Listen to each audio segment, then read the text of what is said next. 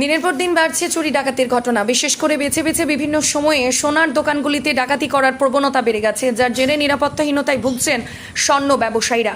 নিজেদের নিরাপত্তা সুনিশ্চিত করতে এবং পুরনো সোনা ভেঙে নতুন গহনা তৈরি করার জন্য ব্যবসায়ীদের যে পুলিশি ঝামেলায় পড়তে হচ্ছে, সেই সংক্রান্ত বিষয়ে পুলিশ প্রশাসনের দৃষ্টি আকর্ষণ করতে বৃহস্পতিবার বঙ্গীয় স্বর্ণ শিল্পী সমিতির তরফ থেকে ব্যারাকপুরের পুলিশ কমিশনারকে ডেপুটেশন জমা দেওয়া হলো। স্বর্ণ ব্যবসায়ীদের দাবি, সম্প্রতি সোনার মূল্য অত্যাধিক বৃদ্ধি পাওয়ায় বহু মানুষ পুরনো সোনার দোকানে দিয়ে সেটা ভেঙে নতুন গহনা বানিয়ে থাকেন, কিন্তু বর্তমানে চোরাই সোনার অজুহাতে পুলিশ এই বিষয়টি নিয়ে ব্যবসায়ীদের সাথে ঝামেলা করে থাকেন। উপযুক্ত কাগজপত্র দেখিয়েও পুলিশ হয়রানি এড়াতে পারেন না ব্যবসায়ীরা। ব্যবসায়ীদের দাবি, কে চোরাই সোনা এনে নতুন গহনা বানাচ্ছেন সেটা তাদের পক্ষে জানা সম্ভব নয়, কিন্তু তথাপি তাদেরকে পুলিশি হয়রানির শিকার হতে হচ্ছে।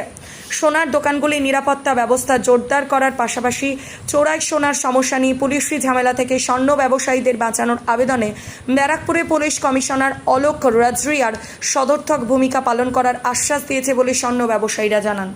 কারণ ছিল যে আপনারা বোধহয় নিশ্চয়ই জানেন যে আমাদের পূর্বপুরুষের বহু পুরনো গহনা আমাদের বাড়িতে থাকে।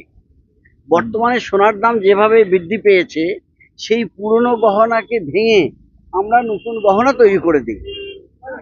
এবার ক্রেতা বা গ্রাহক আমাদের কাছে পুরনো গহনা নিয়ে এসে দিল, সেটাকে আমরা তৈরি করে নতুন গহনা তাদেরকে দিলাম। কিন্তু সে সেই গহনাটা চুরি করে আনলো কি ডাকাতি করে আনলো, এটা কিন্তু আমাদের জানার ব্যাপার না, আর আমাদের জানার বিষয়ও না। এটা আমরা গহনা তৈরি করে ডেলিভারি করে দিয়েছি।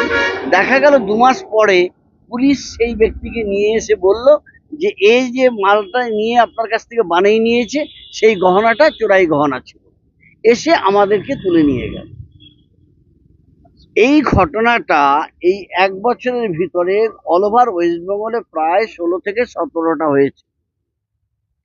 লাস্ট যেটা ভয়াবহ হয়েছে সেটা হলো, আপনারা জানেন Senco gold and diamond West Bengal কেন ভারতবর্ষের ভিতরে একটা ব্র্যান্ডেড প্রতিষ্ঠান।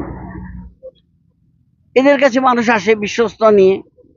সোদপুরে আমাদের যে শোরুমটা আছে, সেই শোরুমে গত মাসের 24 তারিখে এক কাস্টমার 60 গ্রাম পুরনো গহনা নিয়ে আসে। ডকুমেন্টেশন যে পেপারগুলো যে আমি আপনার কাছ থেকে নিয়েছি আর আমি ওটাকে কনফার্ম করছি, ওইখানে লেখাও আছে ভালোভাবে যে এইটা ও যে দিচ্ছে বলছে এইটা আমার, শুধু আমার এই গয়নাটা, ডিক্লারেশনও দেওয়া হচ্ছে। তবু এমনি ব্যাপার হচ্ছে, তো তখন তো দোকানে সব আমাদের যত স্টাফরা আছে ওরা তো ঘাবড়েই যাবে না।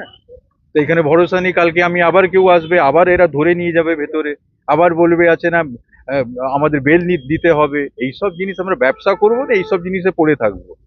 আর আমাদের যে হিসেবে যে সংখ্যা আছে, হ্যাঁ, তো উনি নিশ্চয়ই ভালো উনি বললেন যে নিশ্চয়ই উনি দেখবেন এই জিনিসগুলো, আর উনিও তো বুঝছেন ব্যাপারটা কি, তো উনিও এগ্রি করলেন, বললেন খুব তাড়াতাড়ি। আমার নাম সঞ্জয় ব্যানার্জি। সবচেয়ে বড় কথা বলেছেন সিপি সাহেব যে অনেক সময় ইন্টেনশনালি থানার থেকে এগুলো করা হয়। যাতে এটা করা না হয় সেই ব্যাপারে আপনারা এডিশনাল কমিশনারের কাছে যাবেন। সরাসরি যেহেতু আমার কাছে চলে এসেছেন, ব্যাপারটা আমি দেখবো যাতে এটা প্রফিট না হয়। টগরচন্দ্র পোদ্দার, সাধারণ সম্পাদক বঙ্গীয় স্বর্ণশিল্পী সমিতি, সাধারণ সম্পাদক Akhil Bharatiya Swarnakar Sangh, national gems and jewellery council of ইন্ডিয়ার বোর্ড অফ ডিরেক্টর। দিনের পর দিন সোনার দাম যেভাবে বাড়ছে, এখন কিন্তু দেখা যাচ্ছে সোনার দোকানের উপরে টর্চারটা বেশি হবে। কারণ হচ্ছে এদের চোখ সব পড়ে গেছে, দুষ্কৃতীদের সব চোখ পড়ে গেছে সোনার দোকানদারদের উপরে। কারণ একটু মারলেই অনেক। এখন সোনার দাম যেভাবে বাড়ছে, আমরা কিন্তু পুরোপুরি নিরাপত্তাহীনতায় ভুগছি, আতঙ্কে আছি। সেই জন্য সিপি স্যারের কাছে আসলাম, এসে জানালাম যে স্যার আমরা কিন্তু পুরো